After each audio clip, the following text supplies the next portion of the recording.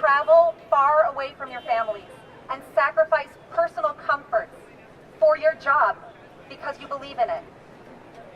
I know the federal workers here who fight child and forced labor overseas, combat abuses like union busting and violence against workers around the world, and they work to end unfair competition in our global economy.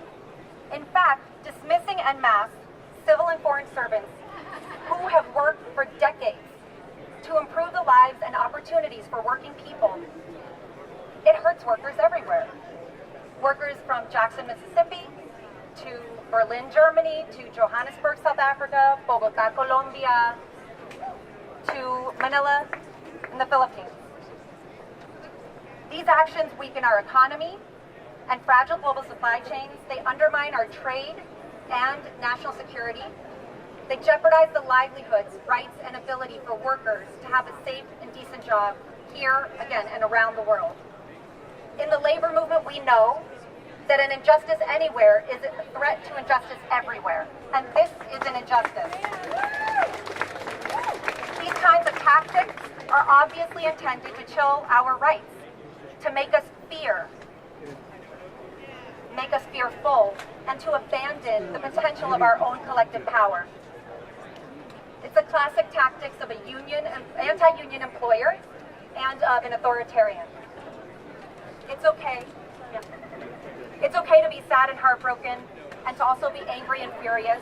This is your moment to tell your stories, to find solace and solidarity, and to please organize.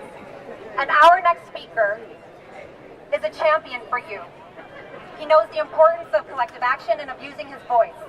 It's a privilege and honor to introduce the senator from Maryland who stood up for a fellow union worker, Gilma Labrego Garcia, in his fight for justice. Senator Van Hollen, we thank you for your leadership, and we welcome your remarks. Thank you. Thank you, Kelly.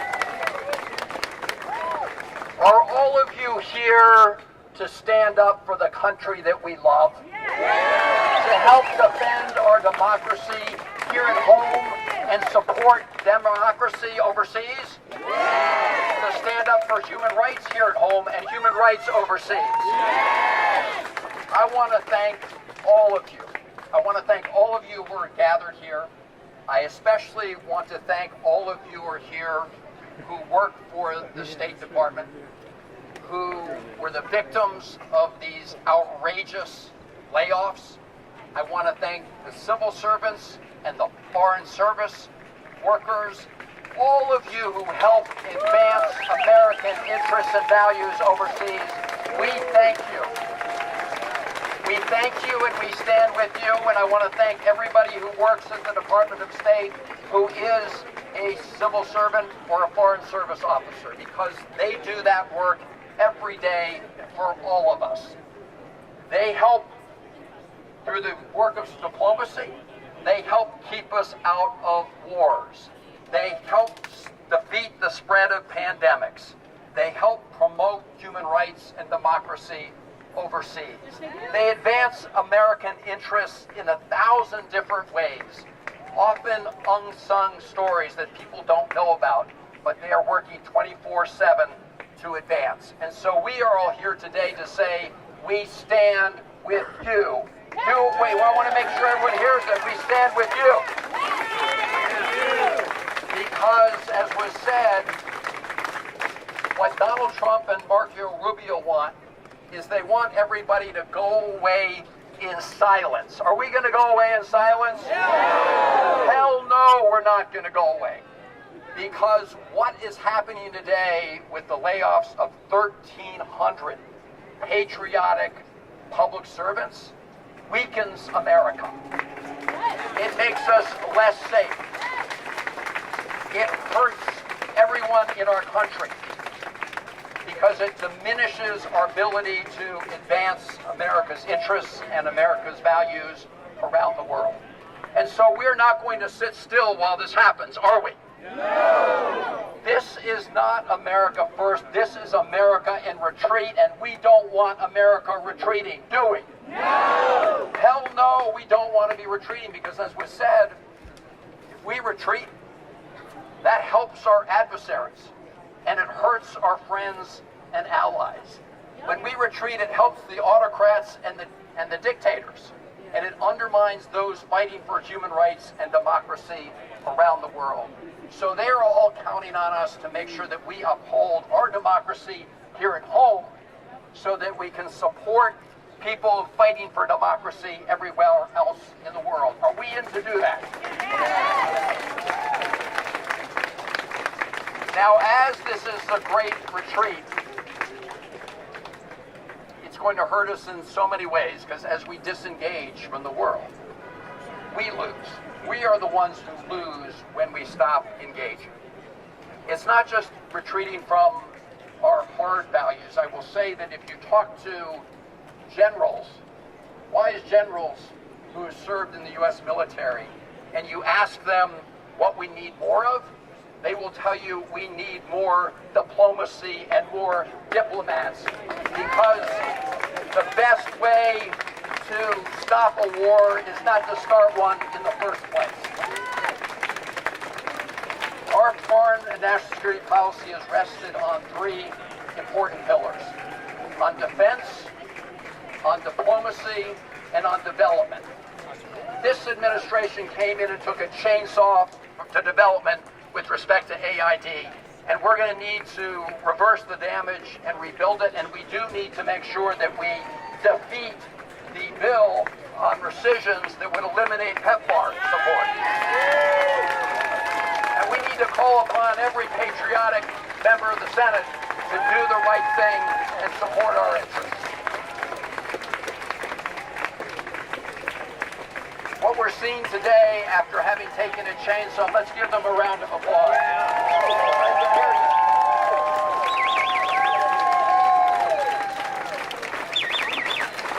What we're doing today, after they took a chainsaw to development, is they're taking a big meat axe to diplomacy.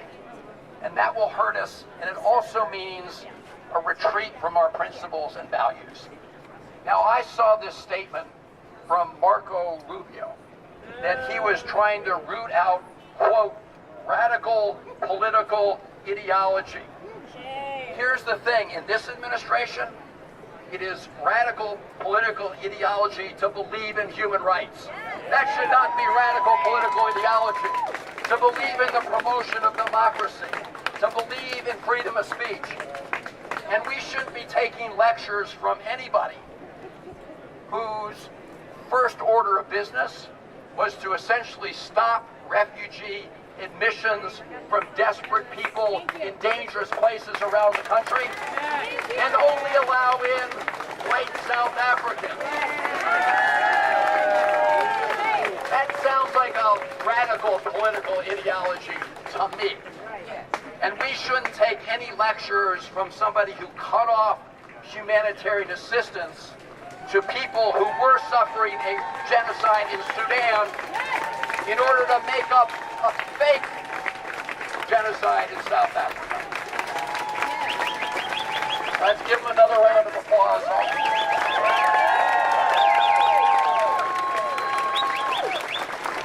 And we certainly shouldn't take any lectures from anybody who goes around telling Europeans or lecturing them about free speech when they're locking up students in the United States of America for exercising their First Amendment rights. I didn't realize that the First Amendment was radical political ideology. And we shouldn't take any lectures from anybody who says that they're fighting for human rights when they're involved in disappearing people off the streets of the United States of America and sending them to gulags in El Salvador. So what we're seeing actually is a very warped view of America. And all of you are standing up for what's good and great about America. And that is exactly what the men and women at the State Department fight for every day. They're not Democrats, they're not Republicans, they're not partisans, they're American patriots. And they are standing up for our country every day. I'm going to close with this. I was proud to grow up in a Foreign Service family. My father was a diplomat. He worked here at the State Department. My mother was a civil servant here at the State Department in the Bureau of Intelligence and Research many years later. They were patriots. They loved our country just like all of you love our country. And all of us who love our country are so disappointed in this moment. But it is up to us, and this is why you're all here. It is up to us to make sure that we reclaim our country and the values that make us great. And we are not going away. And we are going to continue to fight this in the Senate. We got a lot of damage that's been done that we're going to have to repair in the years ahead. And we need to do everything we can to stop what's happening right now. That has to happen in the courts. It has to happen in the Congress. But most of all, this is what gives me great hope. It has to happen in communities all over the country. And people are standing up like you are right now. And what dictators and authoritarians and bullies want is they want people to go away. They want them to be quiet. They want them to go quietly into the night. But real patriots, they stand up at moments like this. Thank you all very much for being here. Thank you all for being wonderful patriots.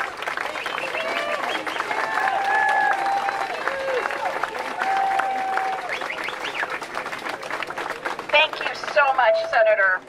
And speaking of patriots, it's my honor to introduce a son of our State Department, someone who has devoted his entire career to serving the American people, to defending democracy, to helping literally pick up the pieces in the U.S. Congress in the wake of January 6th. I am proud to introduce Senator Andy Kim.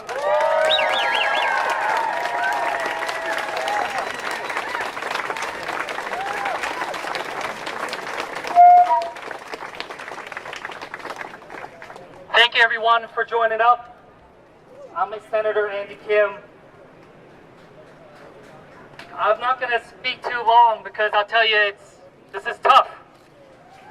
I'm feeling a lot, and I know all of you are. It was 16 years ago that I walked through those doors for the very first day of my job at the State Department.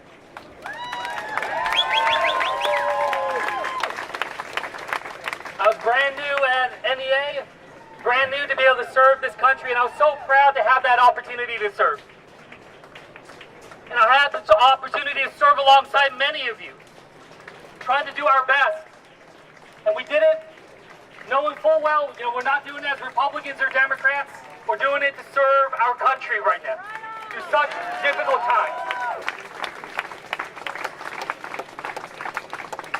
I'll be honest, we have a lot of challenges as a country right now. And a lot of people have asked me, how do we pull out of this tailspin? How do we move forward as a nation? And I've often said, I don't have all the answers, but what I can tell you is that what we need right now is a new era of public service, a recommitment in this country to what it is that all of us have done.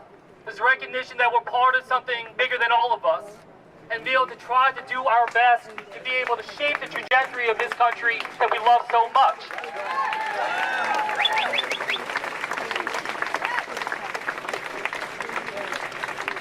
I am here today because you all are the best of us.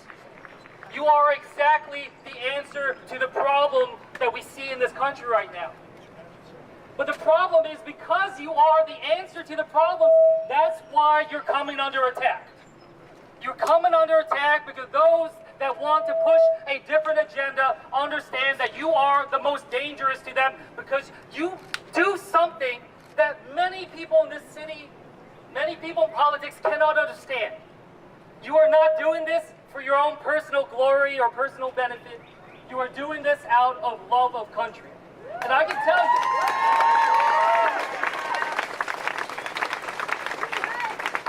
you, as someone who engages on a daily basis with some of the folks that I'm talking about here, they are perplexed by you. They do not understand you. They cannot comprehend that someone is doing something solely out of a sense of what is best for this country and what is best for our nation at this time. So please, today is tough.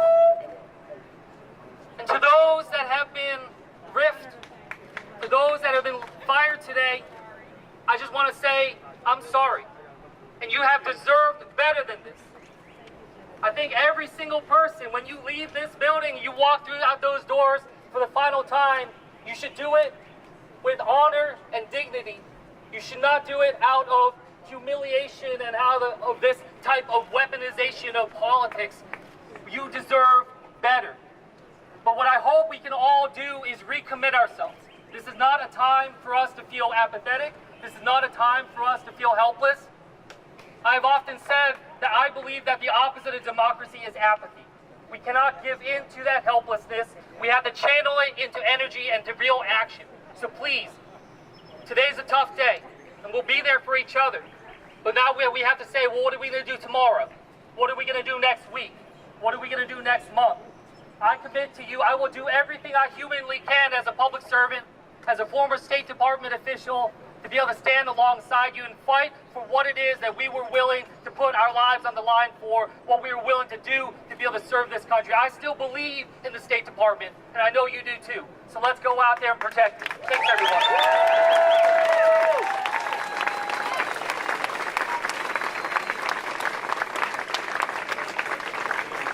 Wow, what a powerful bunch of speakers we have. I wanna see something. How many people here have ever worked at the State Department? And how many people here got laid off today? All right. Thank you for being here. You could be going home or crying in a bar, but you're here with your colleagues, and we appreciate that. And I want to say, nobody gets to tell you whether you're a public servant or not. You know you're public servants, and I hope you will continue to be public servants. Speaking of lifelong public servants, I want to introduce Enrique Roig. Enrique is currently the Director of Policy at the Seattle International Foundation and former Deputy Assistant Secretary in the Bureau of Democracy, Human Rights, and Labor here at the State Department.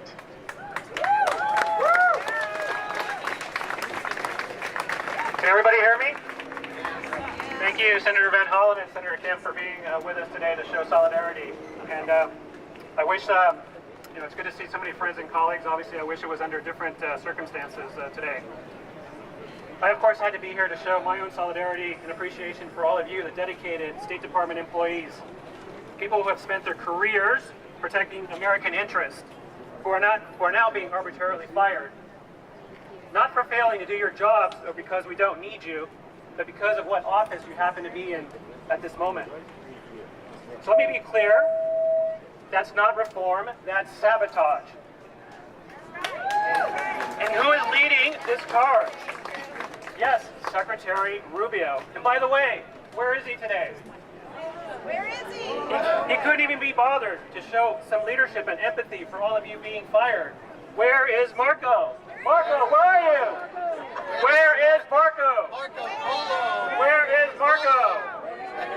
Where is Marco? This is the same person who never stops talking about threats from Venezuela, Cuba, Nicaragua, Iran, and China. But here's the thing, friends. You can't claim to defend democracy while you're defunding the department that actually defends it. You can't talk tough on authoritarian regimes and then fire the very people who've spent their entire careers standing up to them. This isn't about performance or values, it's about politics, and the cost is enormous. Meanwhile, China and Russia are filling the void. This is not just bad policy, this is malpractice. And I know that at the same time, this has very personal implications for all of you. After having lived and worked in high-threat posts, sacrificed time with family, and lived through hardship after hardship, you're now being fired. That means facing economic uncertainty, losing health care, and figuring out child care costs and how to cover rent and your mortgage. And so, friends, what message does that send? That if you serve your country too well for too long, you're expendable? This is the exact opposite of how we treat soldiers. When the Army closes a base, they reassign the troops. They don't fire them. But that's exactly what's happening here. We're throwing away decades of investment and experience. We're turning our back on people who have risked their lives for the American flag. And for what? To satisfy a political agenda. So this isn't just about saving jobs, it's about saving what those jobs represent. All of you here today, pushed out, have advanced American interests around the world under Democratic and Republican presidents alike. You are patriots. And the fact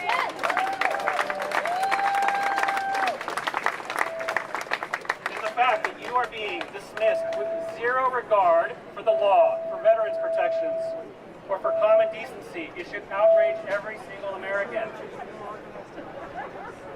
So let's be very clear. This is not how a serious country treats its civil servants and foreign service officers. This is not how a confident superpower defends its values. And this is not how we win the future. So I'm standing here today, not just in defense of you, but in defense of the America that I believe in, that we all believe in. One that values service, one that plays the long game, one that doesn't hand its global leadership over to adversaries without a fight. Because when we fire our diplomats and civil servants, we fire our future. So God bless all of you, and God bless America. Thank you.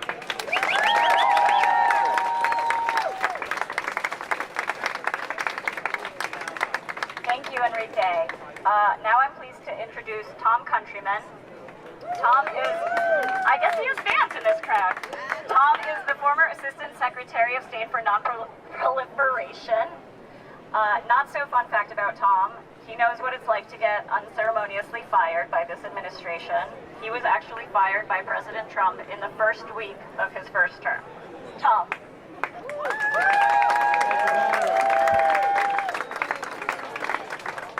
How's that?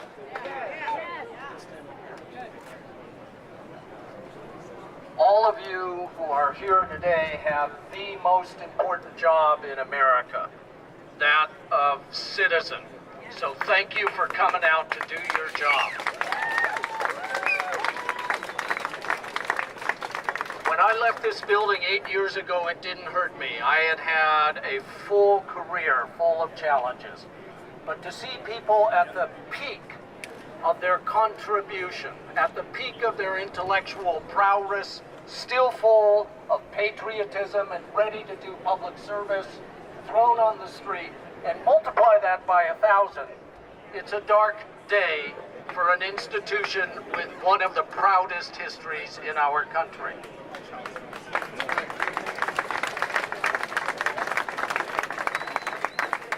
I don't like to preach, but I do like to advise.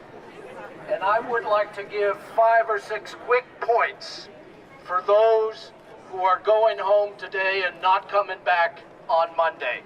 Good lessons, I hope, for all of us, born from my experience and that of others. Number 1, take some time off. Take a walk, go visit a beautiful park, hug your children, visit an old friend. Do not obsess for at least a few weeks with what you see happening around you. Build back your mental and your physical health. Number 2, do not sink into doom watching, doom scrolling, or any other time of overconsumption of news. You cannot drown your distress by increasing your consumption of distressing news. It doesn't work that way. Find the sources, whether mainstream or new, that speak about the issues you care about, and don't stress about every other issue. Number 3, when you get home, a little bit every day, write down what you did, what your office did, what your bureau did. Do not let your achievements, your leadership's achievements, previous administration's achievements disappear into a Doge memory hole. This is important for you, for your next job, for your family, for future congressional investigators and future prosecutors. So do it. Number 4, get out and talk to your senator, your representative, whatever party he or she is from. Tell them what you did. Tell them why it mattered. Tell them what happens when that work doesn't get done and what they can do to protect federal workers from the kind of abuse that you have experienced. And while you're at it, get out and talk to your hometown Rotary Club, your high school, your college. Tell them what the State Department does for America. Number 5, when you're ready to put on long pants again and get out there and do some work, look at the organizations that are working hard for the values that we believe in, whether they are partisan or nonpartisan. There is no substitute for organized cooperative work by volunteers.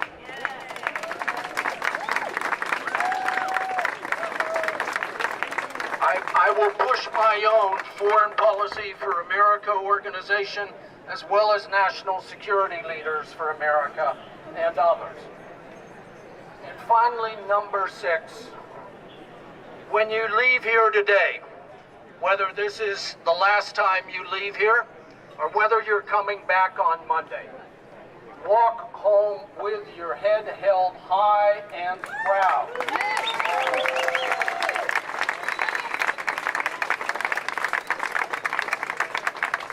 You are respected, you are appreciated, you are admired by the American people, even if the current leadership fails to show you respect and appreciation.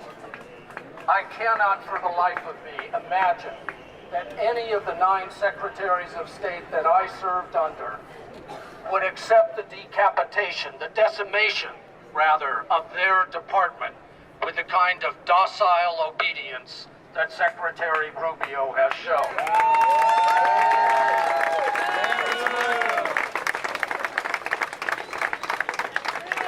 And it's not just in America. Around the world, I've heard time and again from citizens of other countries, from diplomats of other countries, that the State Department, with the backbone of the civil service, with the core of the foreign service, has earned that respect and admiration all around the world.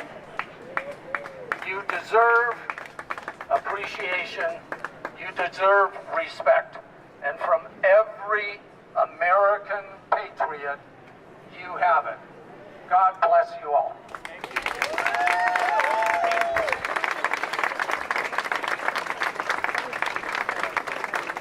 I'm starting to see why Tom is popular.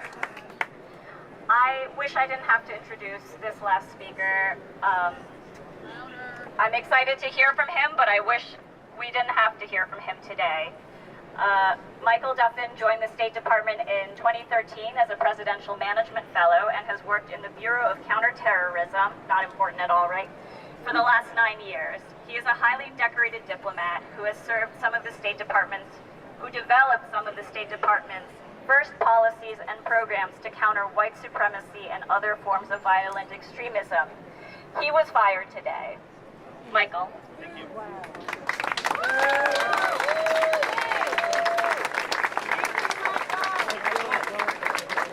I'm Michael Duffin, and I've been a civil servant in the State Department for 12 years.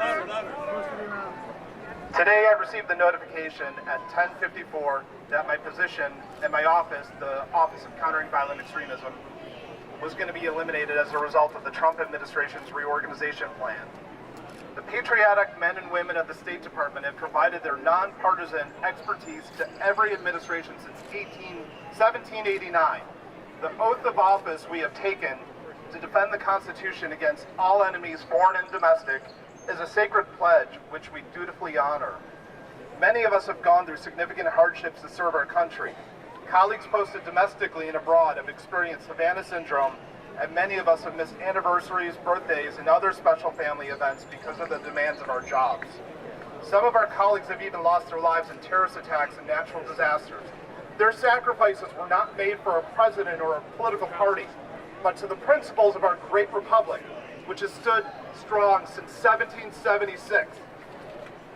No one at the State Department would disagree with the need for reform, but arbitrarily laying off people like me and others, irrespective of their performance, is not the right way to do it. Like others impacted by these cuts, I have 2 young kids at home who depend on my salary. The mass firing of federal employees and overall cuts in foreign assistance has made it difficult for many of us to find employment in the private sector. But we are resilient and will roll up our sleeves. We have no alternative. My thoughts are with the current and former federal workers across this country. We will get through this nightmare together. And if you need help, reach out to me. God bless. Thank you.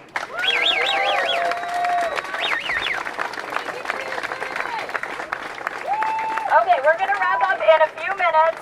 Thank you, Michael. Thank you so much. And thank you, everyone, for their service. Can I see that show of hands again? Who was fired today? Okay, too many of you. Too many of you. I have a message for you. Well, I already told you your public service doesn't end today. I hope it doesn't end today. I hope you take the weekend, nap, cry, do whatever you need to do, and then get back on your feet and keep fighting, because we're going to need you, and there are a lot of ways you can get involved. One way is by showing up to the Senate on Tuesdays. There's a group called the Tuesday Group. Many folks here go to the Senate every Tuesday. We go around to Senate offices and House offices. We educate them about the work that we did before we were fired by DOJ. These lawmakers, they have no idea because DOJ doesn't tell them. So they have no idea that there are fewer people administrating Social Security, carrying out our foreign policy, keeping our food and drugs safe, telling us about diseases at the CDC. So one good way to stay informed is to follow an Instagram or Blue Sky account called Feds Work For You. Feds Work For You. Lots of good information there. I'll name a couple of organizations doing great work, and you can check them out and see if you're interested. One is the Federal Unionists Network. They are federal unionists, as the name implies, who are trying to make their unions and the public service and America stronger. They're doing great work. There's another group called Federal Workers Against DOJ, which is pretty self-explanatory. You can check them out. I will note that now that you've been fired, you have a superpower. You have the freedom to speak out, which people on the inside may not have. And I strongly urge you to take advantage of that. I know that career public servants don't love the idea of being on camera. They like to be behind the scenes. But now is the time to really take your power and speak out. So let's end with a couple of chants. My favorite part of any rally. We'll do when diplomacy is under attack, what do we do? Rise up, fight back. And we'll do a couple of rounds of that. When diplomacy is under attack, what do we do? Stand up, fight back. Rise up, fight back.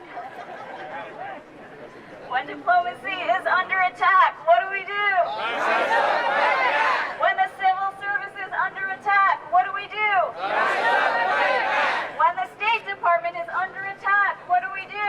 Rise up, fight back. When our families are under attack, what do we do? Rise up, fight back. When our rights are under attack, what do we do? Rise up, fight back. When patriotic State Department workers are under attack, what are we going to do? Rise up, fight back. What do we do? Rise up, fight back. What do we do again? Rise up, fight back. Thank you, everyone, for being here today.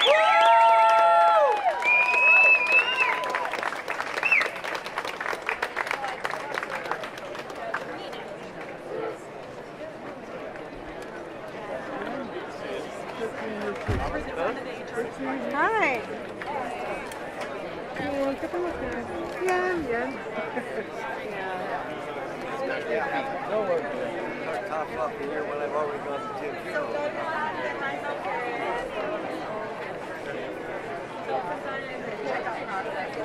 Oh, DC death. Well, And Hollen's still over there. really? Yeah, he's been hanging out. Hey, that guy.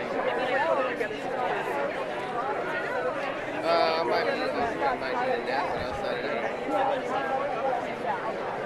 I need a shower too. Like I don't know. I assume that's about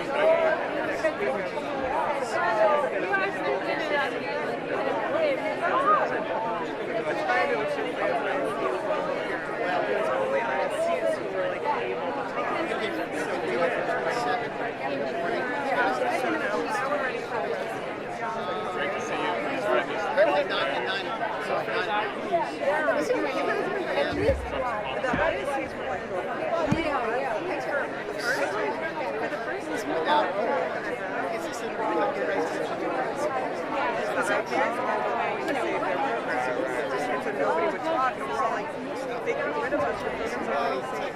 But if they had needed to watch the jurors, they wouldn't have gotten rid of us.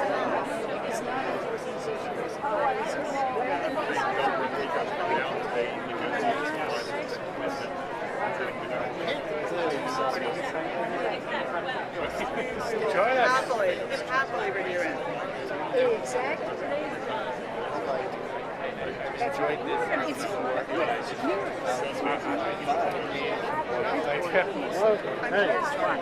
Hey, this is over with. What do you want me to do?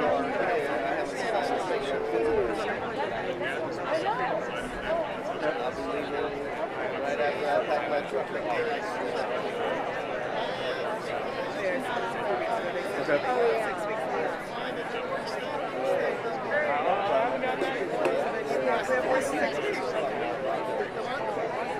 You know, he's right. There are a lot of weird Okay, it might be different.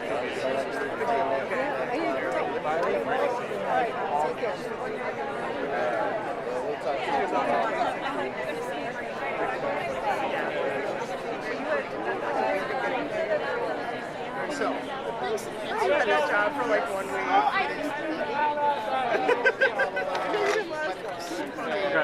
this is not on a state road.